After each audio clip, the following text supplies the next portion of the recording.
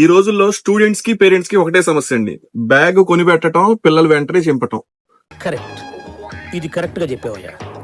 Definite గా నేను మీకు దానికి పరిష్కారం తీసుకొచ్చాను చూడండి. ఏంటి సార్ అది? బ్రాండెడ్ బ్యాగ్స్ ఇదిగోండి, చూస్తున్నారు కదండి. చాలా లైట్ వెయిట్ ఉంటాయి, వాటర్ ప్రూఫ్. బ్యాక్ సైడ్ కూడా పిల్లలకి కుషన్ వస్తుంది.